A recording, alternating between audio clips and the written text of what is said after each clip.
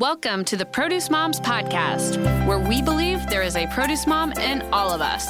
I'm Lori Taylor, founder and CEO of the Produce Moms. For 10 years, I sold fresh produce to over 300 grocery stores in the U.S. And today, my team and I are fully focused on inspiring people to eat more fruits and vegetables. This show is just one of the ways that we hope to inspire you and your family to eat more produce and live a better life. If you like what you're hearing on the podcast, join our community of almost 40,000 in all 50 states and over 30 countries by visiting theproducemoms.com/subscribe. And be sure to subscribe and leave us a review on iTunes. Thanks for being here. Enjoy today's show.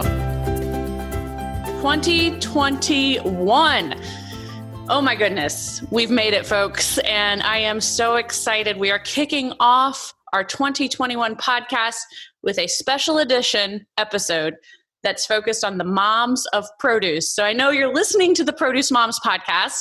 My name's Lori Taylor. I'm so blessed to be your host. I absolutely love hosting this show. And we're kicking off 2021 with some of my friends and colleagues, women who work very hard in various capacities to support the fresh produce supply chain. So without further ado, we have a total of 6 guests on the show today, 6 mothers who have just been in the trenches like us all as we've navigated the way the world shifted in 2020. And we look forward with optimism, and that's what today's show is all about. So without further ado, I want to welcome some of the moms of produce who are with us today. And we're going to start with introductions from all of these great women. Allie, we'll have you start. Welcome to the show. Sure thing. Thanks, Lori, for having me. And hi to all you moms.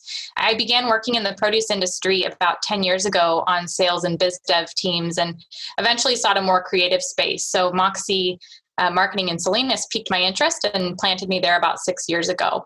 Moxie is a full service marketing agency, and now we're nationally virtual, with a really robust knowledge and understanding of ag-based and fresh produce industry companies, which we're lucky to call most of our clients. So my job and I are impacted by this strange pandemic, mostly because my 2 young kids, ages 5 and 3, are at home with me, and one's in kindergarten online. So it's a juggle, but I'm happy to be here. We're happy you're here too. Leanne, welcome to the show. Yeah, I'm so excited to have this conversation and kick off the new year with some fresh ideas of how moms can survive in this crazy time we're living in. I have a background in marketing. I've been with Equitable Food Initiative for 4 years as the Director of Marketing Communications. At EFI, we certify fresh produce farms around working conditions, food safety, and pest management. Have been working full-time at home while my 12-year-old twins, I have both a daughter and a son, are virtually in school full-time. I live in Southwest Washington, right outside of Portland. And I just want to say that in thinking about moms and juggling, my mom is such an inspiration. I grew up on an apple farm in the Hudson Valley of New York with 3 brothers, and both my parents worked full-time on the farm. But my mom was the one who kept the house going, worked in the pack house, did all the bookkeeping, did the supply ordering, put dinner on the table every night, and never missed a basketball game or a dance recital or track meet. And she's just such an inspiration to so many people that I know. So I keep her in the front of my brain as we're going through these tough times. I love that. And Leanne, I have reminded myself of that. Your boys are watching, Lori, is what I kind of repeat in my mind. You are living the example right now. So I love to hear how that is, that role modeling and, manifesting. It's so real. So thanks for sharing that. Amelie Aust, welcome. Thanks, Lori, and Happy New Year, everyone. My name is Amelie Aust. I'm a 2nd generation owner of our family business, Fall Creek Nursery. We're a blueberry company based out here in Oregon, but we have nurseries and farms around the world, throughout the Americas and Europe and Africa. And what we do is our mission is to build the world with better blueberries. So we provide the plants to all the farmers. We're a nursery, and then we are also a breeding company to make all those new blueberry varieties that are big and crunchy. I have a law background, but I've worn many hats. I'm a shareholder, board member. I'm a former CEO of the company. I was co-CEO with my brother, and it's relevant for for this conversation, I just stepped aside to just be at our board level because we have 3 little boys at home, 1, 4, and 6. The 6-year-old's doing first grade online.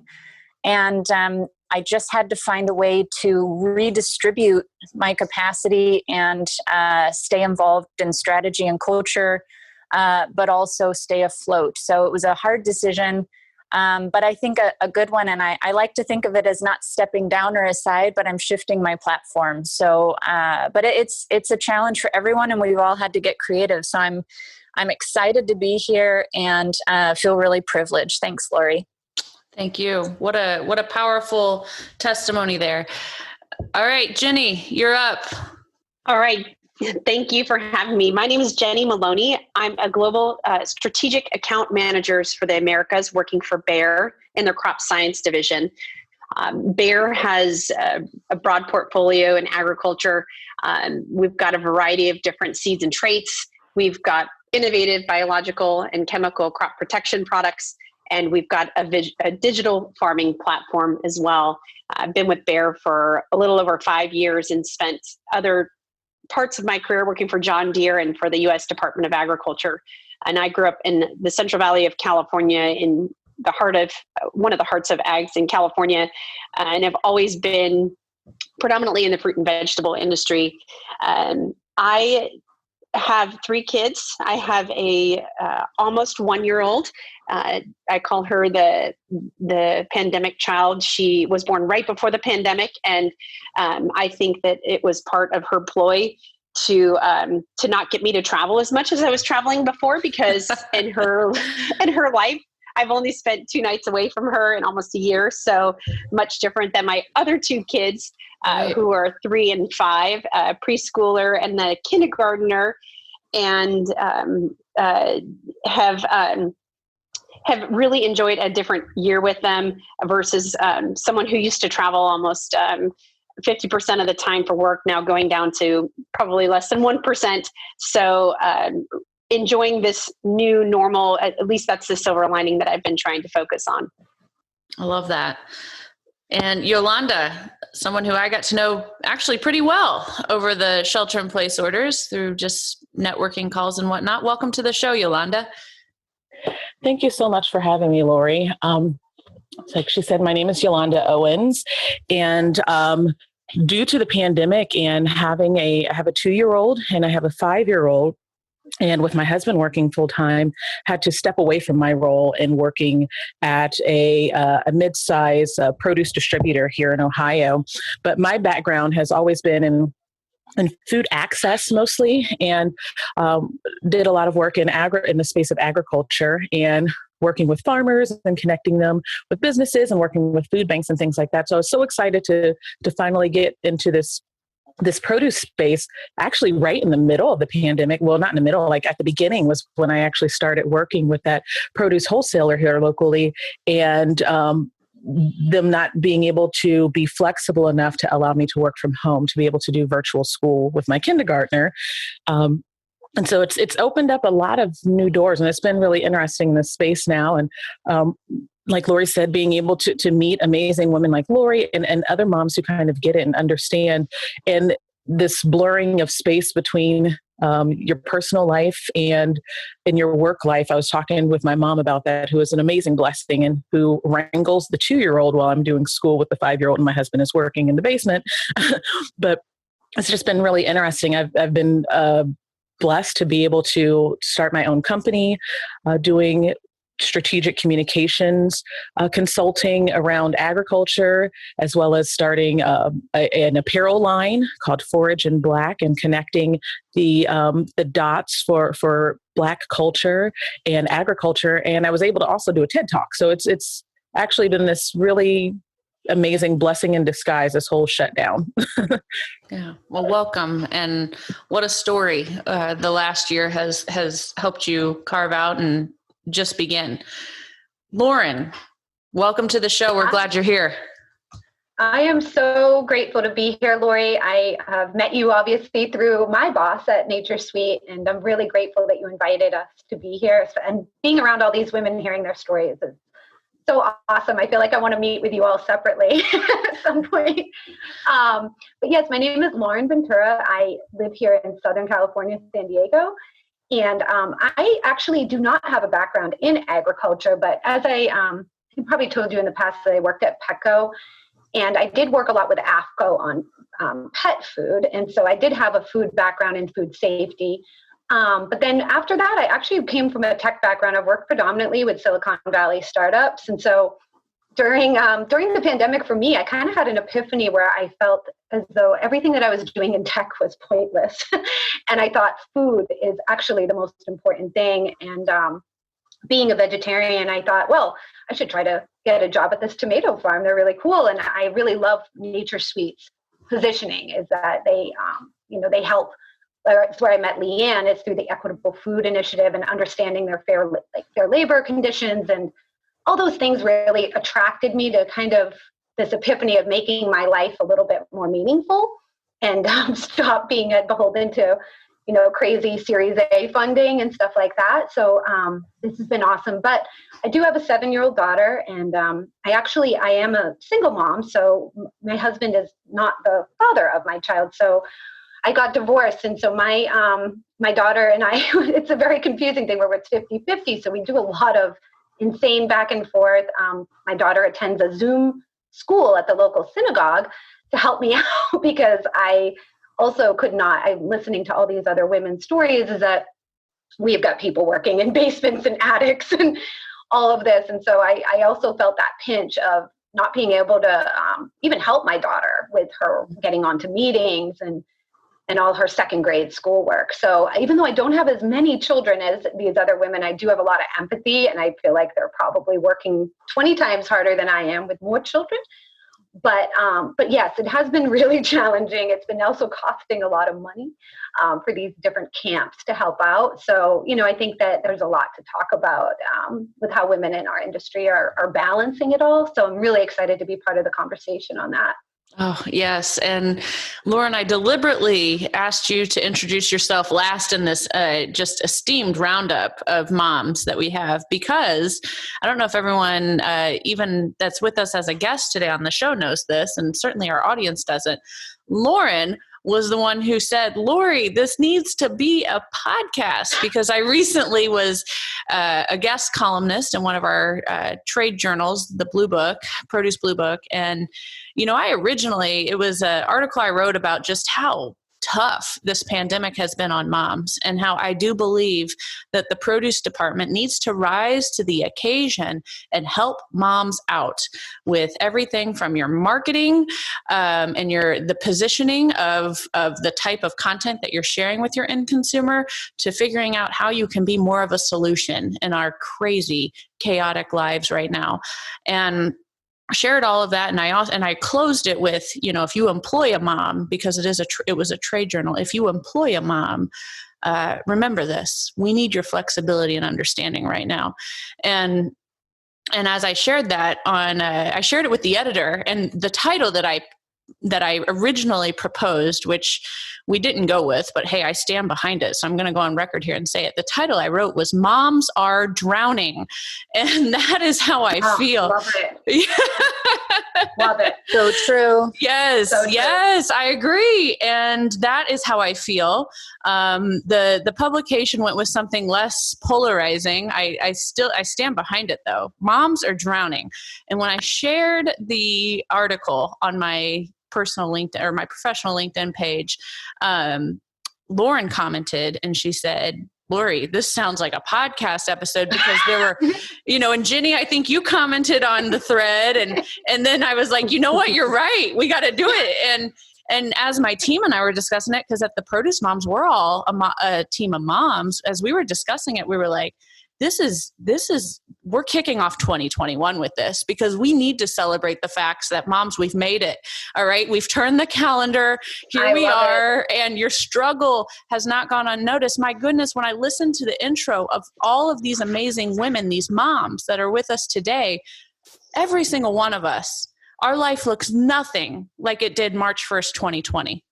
of our guests that are with us today. That twice. Yes, of the guests that are with us today, some of them don't even have the same job. I mean, use Yolanda's situation as an example. She didn't get the flexibility she needed. She took a leap into entrepreneurship because of it. I mean, it's just unbelievable. Look at Amelie stepping down from a CEO role. I mean, this is what's happening to moms right now everywhere. Yep. So you are not alone. And with that, Amelie, I'd love to kind of get some of the questions that we discussed as a team rolling here. And I would like to kick it off with you. Moms are drowning. I'll go ahead and say it again. But you know what? I remain full of hope. And listening to your story specifically in those intros filled up my heart. But talk about some of the setbacks that women are facing. Obviously, you have a unique perspective, and how those setbacks and the way that we choose to respond to them can actually manifest greater beginnings. Absolutely. Such a good question, Lori. And, I can't claim to be the wisest person on this. I can only speak to my experience. One of the biggest setbacks that I see is that this is still seen as a women's issue, not everyone's issue. Specifically, the voices speaking up with urgency that I hear are almost all women. And the men I know and work with and respect, they understand this intellectually, but at the end of the day, they have businesses to run. They have all kinds of things that they think are the top priority without realizing that fundamentally, this is everybody's issue and it's going to have long-term ramifications.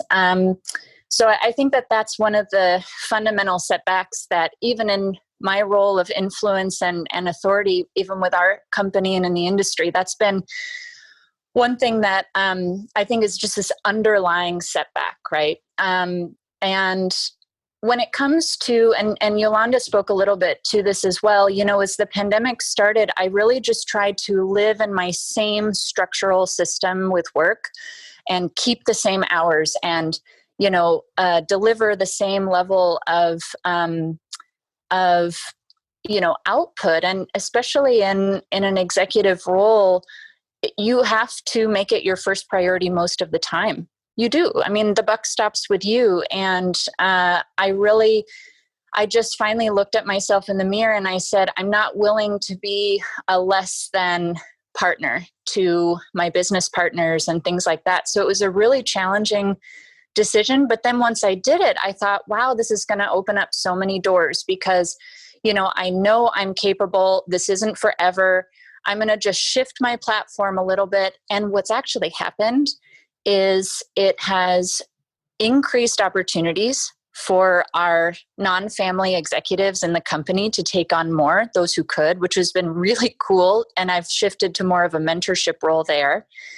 And in my board role, I'm finding a way to streamline that and actually, I think as we grow and navigate these challenges, get more from our board to help the company. So I'm finding new ways to channel that energy and honestly help my first grader love reading, which is also impact, right? And I've had to really challenge myself that it's not just the normal way of measuring success. It's also about broader impact. And so I feel very privileged to be able to do that. And I'm really looking at ways to have high impact, even if my hours are different.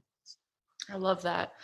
Yolanda, I mean, I feel like you also have such a compelling story as we think about how women have faced setbacks, but their response to these setbacks, mothers' response to these setbacks have really just opened up a whole new world of opportunities. So I'd love to get your remarks on this as well.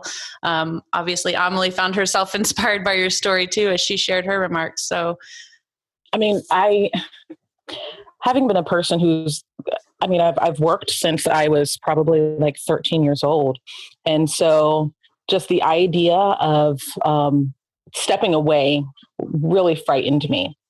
But for me, and I can't totally own this just as a mom, but I think as a parent, what frightened me even more was what my child might be experiencing in her first year of school.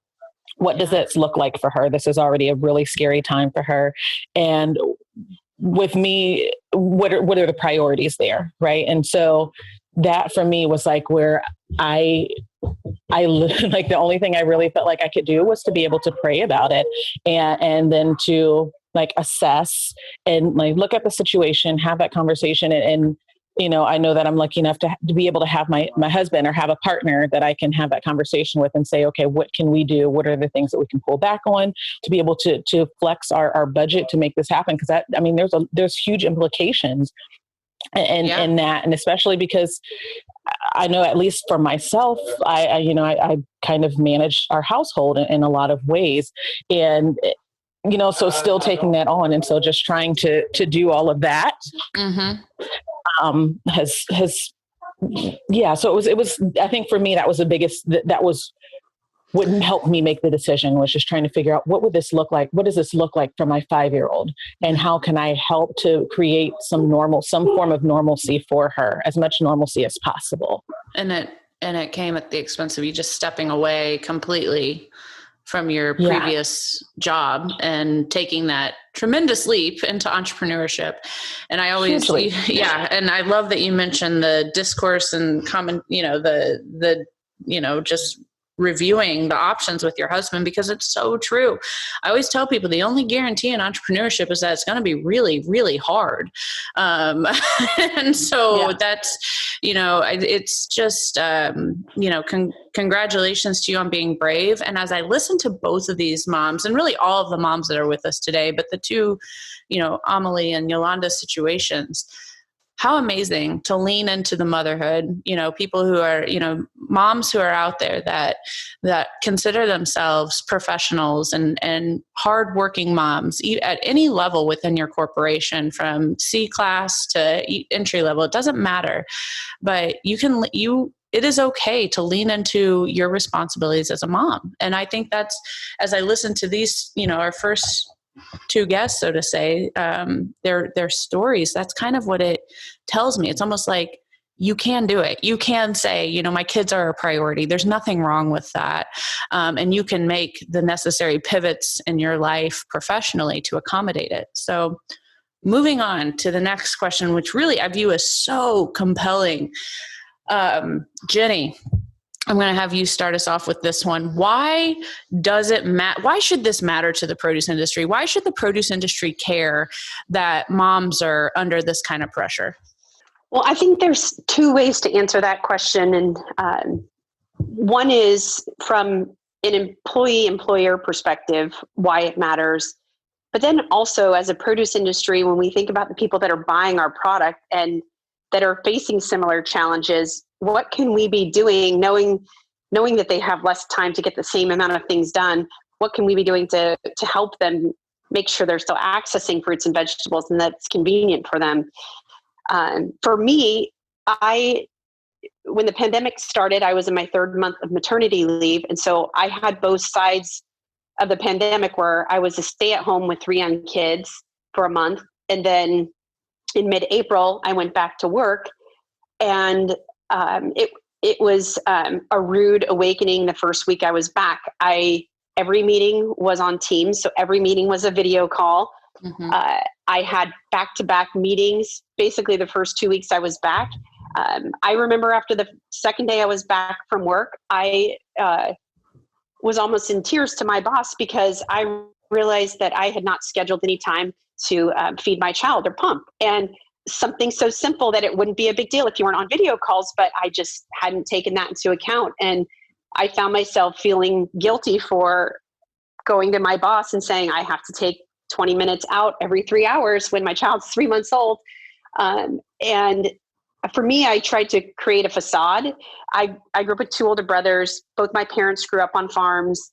There wasn't a lot of room in my family to have sick days, or even if you were sick, it was like just throw some dirt on it, push you out the door. So I sort of have taken that into life where, like, if it's hard, you just keep going and you never complain.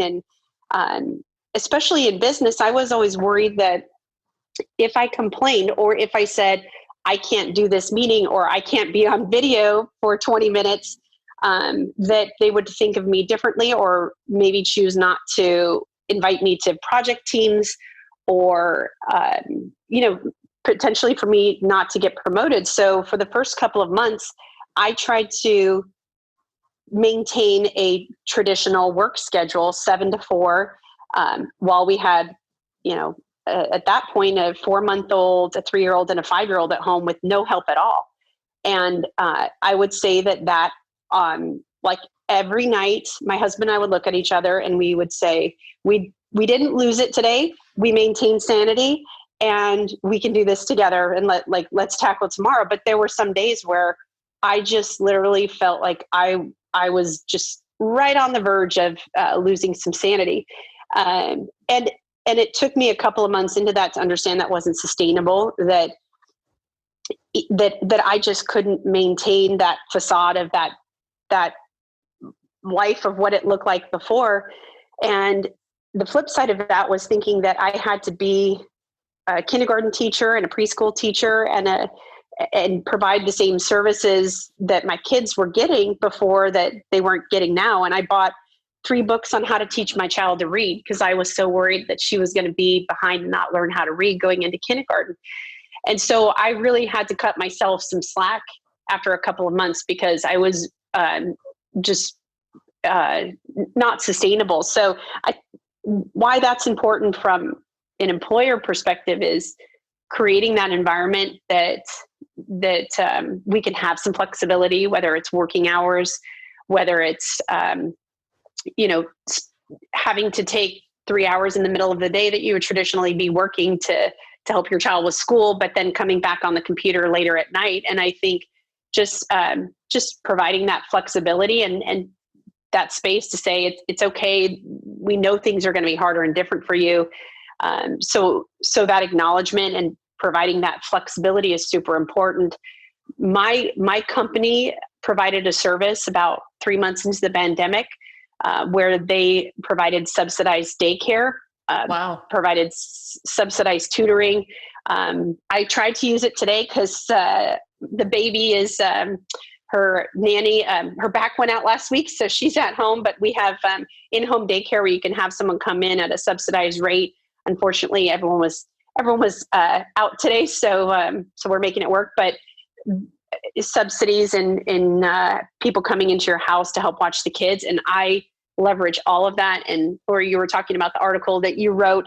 Anything that I see on LinkedIn, we were talking about a New York Times article, things where people are saying, here's how you can. Here's some tips and tricks and ways to get around it. I think employers providing those resources are so helpful because for me, I just was looking for anything possible to help alleviate some of the burden from a personal and professional perspective. That is so good.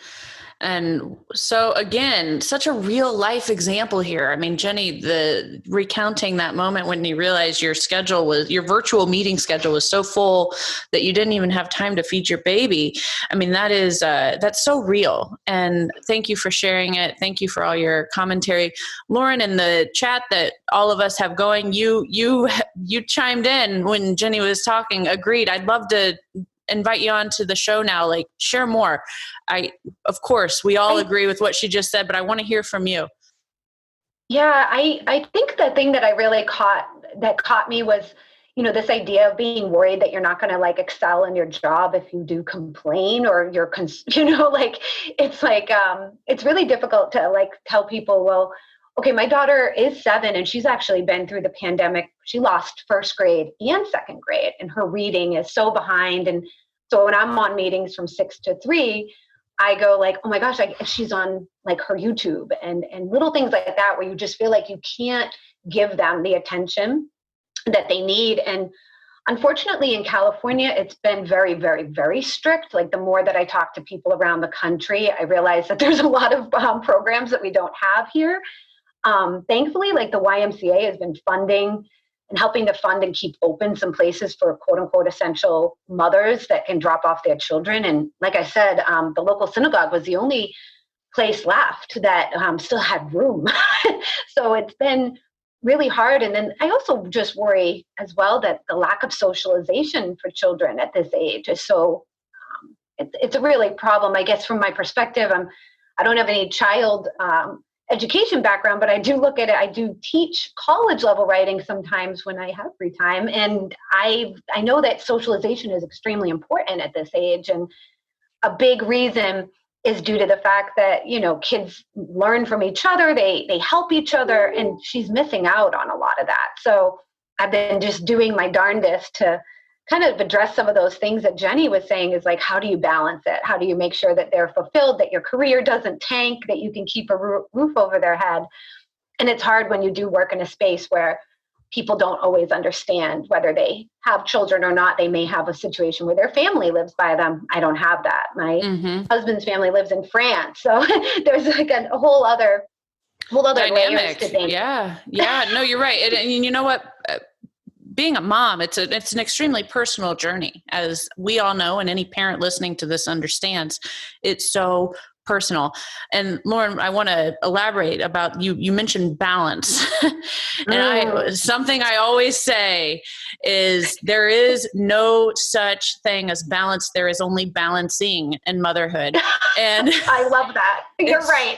Yeah. I mean, it's like and I think Amelie and I have had this conversation before. I envision all these buckets, mom's got, I mean, the given mom has probably, I don't know, 25, 50 buckets of different people and things that need our attention and care.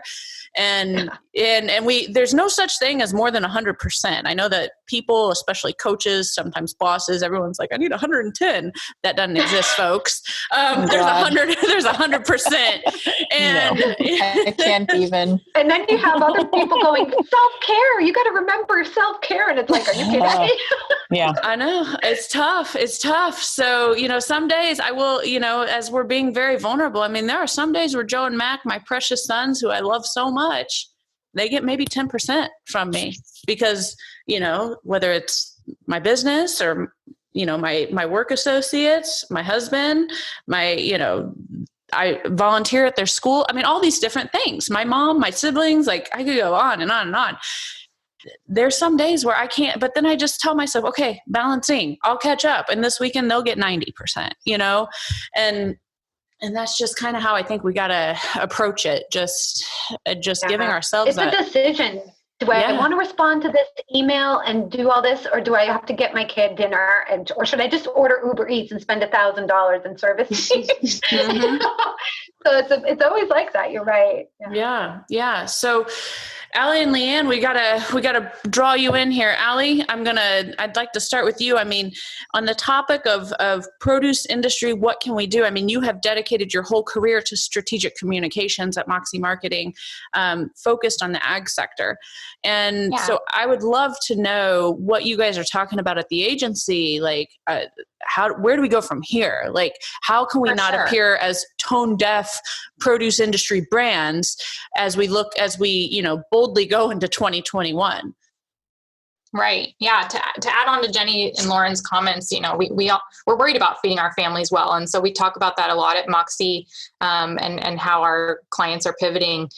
This should matter to the produce industry because purchasing habits have and are changing as a result of the pandemic. And so this year we worked on a study and report during the pandemic in 2020 with category partners in Produce Blue Book. It was called Shopper Insights. And it's been really interesting to learn very specific insight about the changes in the consumer way of purchasing, from motivation to additional habits based on demographics. So internally at Moxie, we've talked a lot about retailers or retail apps needing a better presence and representation of fresh foods online so that, especially for families, that shopping is easy and that we feel like we're feeding our families well. So the produce industry has to care about consumers and plan how to target and market to increasingly busy, home-based, digitally savvy shoppers, especially in metropolitan areas. So even though there are not a lot of moms at Moxie, we talk about this a lot, and it really crosses the board for everyone, for all consumers.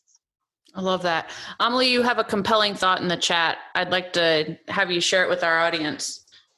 Oh, you mean just the performance issue? Yes. I'm like reading it thinking, I mean, the KPIs of motherhood are crippling, right? The conversation earlier triggered me. And this was as a business owner, one of the things where we really tried to give guidance to managers to have, proactive conversations with their teams to understand their home situation and be more intuitive about it. Because if we don't, doing what's basic, even the most basic things that are best for our kids can become a performance issue, not just a barrier to promotion. And that is just, every woman I know is so committed to doing a great job, and it just kills us, even our mental health, if we feel like we're having performance issues in any part of our life. And, but again, having a company that's proactive to plan for it, make sure you plan time to pump so that you can do that. And then, because if the onus is on us, then it's that fear, it's that performance issue thing. So anyway, it just triggered me as something that can become a real problem in your career for doing something as basic as feeding your child. That's right. And Leanne, I'd love to give you a moment here to share more about your perspective and point of view. And you have a great comment in the chat. The conversation really needs to be around what is realistic. And oh my goodness. I mean, yes, please elaborate and share. It was mentioned earlier, like maybe you need a chunk of time in the afternoon to be with your kids and help them with their schoolwork, and then you can log back on in the evening. And that's where we're all going to become exhausted and burnt out. And it's emotionally draining. My kids are a little bit older, they're 12, but I feel like I have become their counselor, their coach, their friend, because they're not having any of those interactions outside of the house. And so when you're that emotionally drained, plus, you're being the mom and caretaking and preparing meals, when you're that emotionally drained, and we talked about balancing and making space for you, logging back in at 9:00 at night, I don't think is the right thing to do. And I had that hard conversation with EFI's executive director, as we knew we were going into a full year of virtual school here in Washington State, about what was realistic. And, should I take a pay cut and reduce my hours? And he was so supportive. He was like, what do you need? And we're going to back you up, like whatever it is that you need. So just urge. That is the best question and response. What do you need? I love that. Wow. Love it, Leanne. Yeah. And I just urge everyone in the produce industry who has, really all employees need our support at this time, because everybody's struggling in one way or another. It could be aging parents, right? Or depressed elderly parents that you don't get to see. So I would just urge everyone in the produce industry to have that conversation about being realistic and supporting your employees in a way that doesn't involve, you just have to get the work done, however that looks. I think we need to take the conversation to a different level. Yeah, no, I love that. Thank you. And, as you're talking about, as we think about what do you need, that brings me to the all important concept of self-care. And when we think about those buckets of motherhood and how we're balancing, and the pandemic and all these different new responsibilities that have been put on our shoulders. I mean, I don't know if I'm the only one out there where it's like, no, I have to remind myself some days, like, no, Laura, you can't have another glass of wine. Like, that'll make a whole bottle in one day. Like that, that is not self-care. Or no, Laura, you got to walk the talk here and eat a vegetable, not an Oreo cookie. And so those are things where this is, self-care and moms and the thought of like, and when people say to me, oh, you just have to find time for self-care, I'm like, the last thing I want to be tasked with right now is finding time, And so I don't know who wants to come on next. Jenny, you unmuted yourself, so you're in the hot seat, girls. Self-care. Oh, I heard you talking about wine. I know for me, I put so much pressure on myself in the beginning to be like the Pinterest working mom. And I did sourdough. I did homemade pasta. I just did it all. And like someone with in a the newborn comments said, nonetheless. All right. And like perfect pictures on Instagram. And one of my friends who's got older kids was like, girl, you gotta stop this. Like you're gonna break, not bend. And so I think for me, exercise has been critically important, whether that's walking, meditating, yoga, Peloton, which I know I follow Lori on there.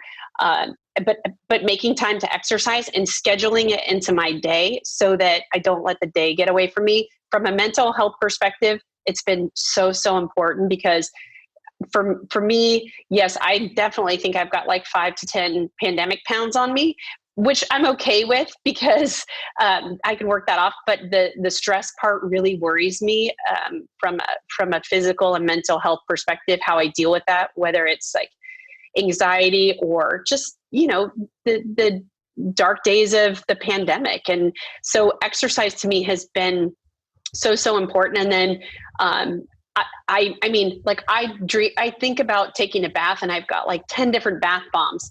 But that's self-care and like learning to knit or, taking up these hobbies. I look at that stuff and I laugh and think like, oh, I wish like maybe in 10 years I'll read a book again. So I think carving out some time for whatever that means to you and being really protective of it, because if not, someone always needs me. Someone needs me to take them to the bathroom, to feed them, to brush their hair, anything, whether it's your kids, your spouse, your friends, your family. And so being really, really protective of your personal time and making that a priority somehow. All right, Jenny, I'm gonna find that time. You've inspired me. All right, we got Lauren and Yolanda are gonna share on this. Lauren, we'll start with you.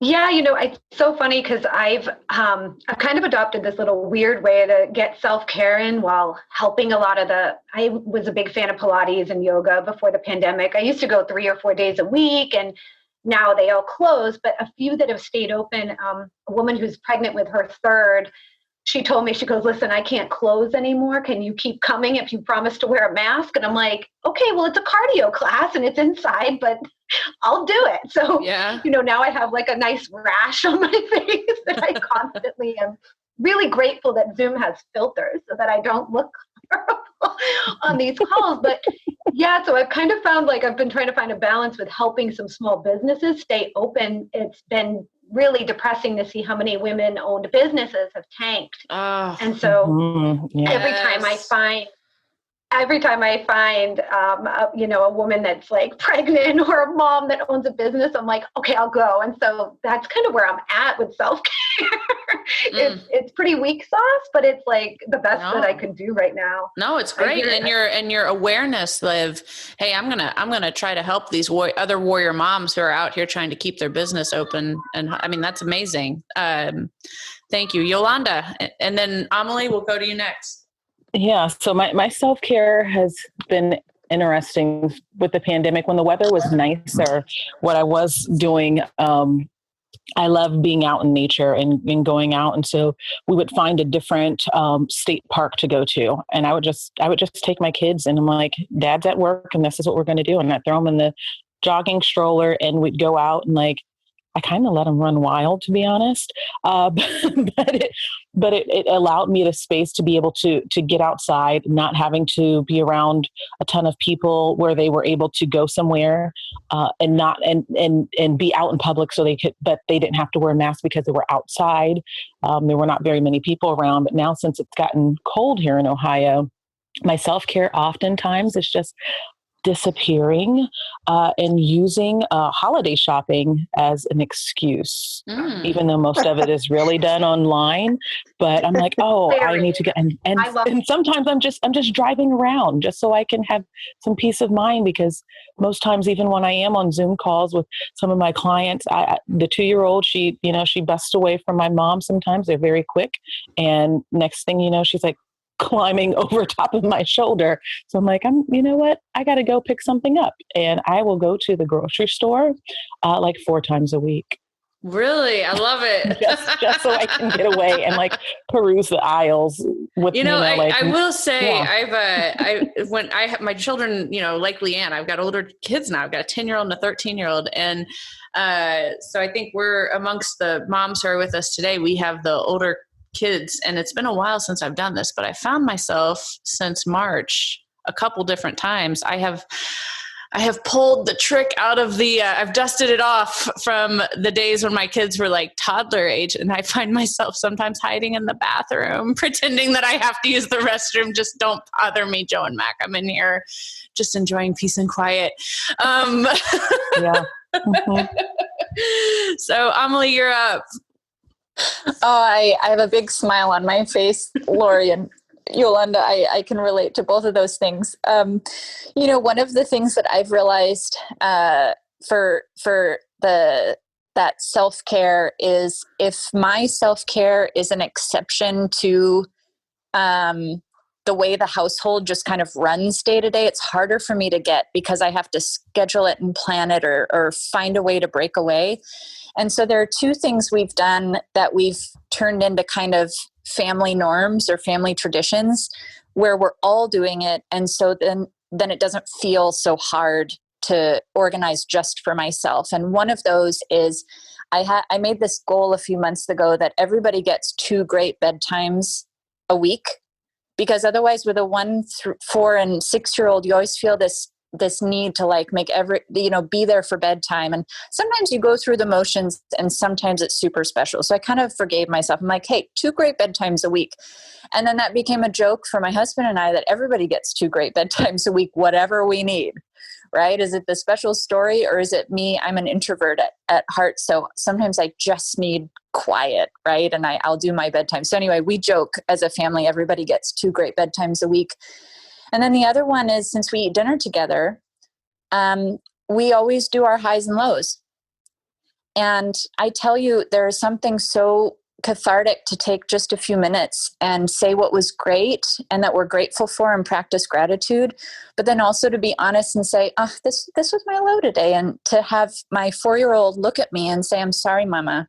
Or, oh, I had that too. That's my low. And there is something really powerful in those shared moments on our highs and lows that now feels like self-care. Yeah. Yeah. I mean, highs and lows. That's amazing. I think last time you shared that with me, Amelie, last time we talked, and I thought, I'm going to do that. And you know what? Like, in true 2020 fashion format, I don't know if I ever did it. So I'm doing it, though. I'm on record. We're doing it in the Taylor household tonight. Oh my goodness. This has been the most amazing discussion. I truly believe that, we could have, we could start our own podcast, ladies. Like, we could just meet every week and do Moms of Produce and create our own series. That's how much I think that the stories run so deep. The emotion is so real and it's so relatable. And what I hope our listeners take away from this episode, and I'm going to give every single one of the incredible moms that's with us as a guest, everyone gets their own closing remarks, but we are all actual mothers. We're just like you. We're the cooks at home. We're the career women that are hustling and trying to figure it out and look good on the Zoom meeting. And, we're stay at home. We're work from home. And the other thing that makes us just like you, we too want to feel closer and more informed about the food that we're serving our family. So we're glad you're here. And I hope that this episode sets the tone for everyone that follows along with the Produce Moms. The same tone that it has set for the team at the Produce Moms, as well as the great women who are with us as guests today. And you know what? We're in this together. And this brand, the Produce Moms, it's a brand for all of us. So with that, this esteemed panel of the Moms of Produce, we're gonna do another round robin style. Each of you get your closing remarks, anything you'd like to share that you haven't had a chance to, and goodbyes to our audience. So Allie, we'll start with you. Okay, so since I didn't opt to share my self-care routine, I'll inject it in real quickly that I love sneaking off to the grocery store like some of you guys, and but I also get meal kits delivered weekly and put my headphones on when I'm cooking dinner to watch shows with cuss words. So it's my major stress reliever and makes me feel good about feeding my family at the end of all that. But this year, I hope we're all kind to each other. I was really worried myself about being one of the only moms of young kids at moxie, but have totally embraced Zoom bombing from my kids, any other call quirks and work from home school quirks. So produce and produce marketing definitely had to pivot in 2020. We all made some changes, and most of us are standing. So let's just be nice to each other and have a really great year. Thank you. Leanne. Yeah, I think I would just encourage, again, everyone in the produce industry to realize moms have always been creative problem solvers. And when we're getting through this, and with lots of different ideas as we've been talking about. So engage your employees. Both in helping your workers manage everything that's on their plate. I'll give you a great example. Good Farms, which is Andrew and Williamson, Fresh Produce, they started a homework helpline for their workers' children. Wow. They recruited volunteers, and it's open, set hours, so that if a kid is at home, while you're at work or even in the evening and they get stuck, they can call the homework helpline. I mean, just what a creative solution to that. So whether you're helping your employees juggle everything that's on their plate or you're marketing to consumers, we need to engage moms in our network so that we get that consumer messaging right. We need to support the people who are instilling these lifelong eating habits. We know it's so critical. So yeah, that's, I guess, my last word of advice is just talk to moms and get them thinking, because we're all in the trenches. Yes. Jenny. Yeah, two things. One from an employee perspective dealing with it, and then one for thinking about some of our consumers that are moms. From an employee perspective, I printed out a sheet that says, be here now. So for me, instead of trying to do 10 things at once, be present, whether it's work, my kids, my husband, myself, but to not try and multitask as much as I want to. The second thing is, when we think about working parents, whether it's a mom or a dad, given that they have less time to get things done, it is harder to bring in fruits and vegetables when you're in a hurry or you're running somewhere, and it's a lot easier to grab a packet of crackers or chips or, and so how do we as an industry think about convenience and making it easier, whether it's with online shopping or packaging or whatever it may be, but how do we make it easier for people who are so busy to still get kids and adults to continuing to eat fruits and vegetables? Yes. Thank you. Great. Lauren. Yeah, these are all such great suggestions and especially like Leanne kind of giving that solid example. And I guess for me, I'll kind of add another arm to it, is that I've noticed too that like food lines are, especially up in LA, are just wrapping around cities. And, I've been trying to think of ways that maybe the produce industry in NatureSweet, we can help more. I know that we're doing a really big food drive this year, and things like that are really helping families. And for me, it's been so hard to be as balanced and give myself those moments like what Jenny had noted about be here now. And sometimes I get so distracted by the suffering around me that I just want to be more involved in like helping all these other women.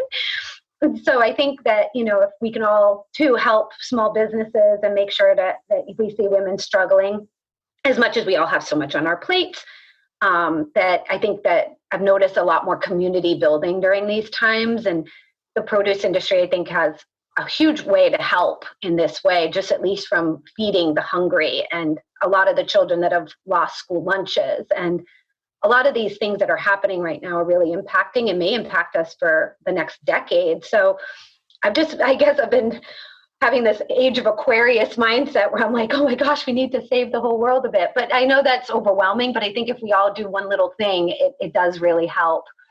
It does really help us all. So I love these suggestions, and Happy New Year to everyone. And I'm so grateful that I was able to be with these amazing women and hear their stories. This was my therapy for the week, maybe the year.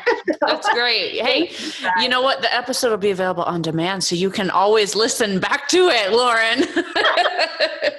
Oh, I will, maybe, because I don't get out much. Oh, I love it. Yolanda, please, with any final closing remarks.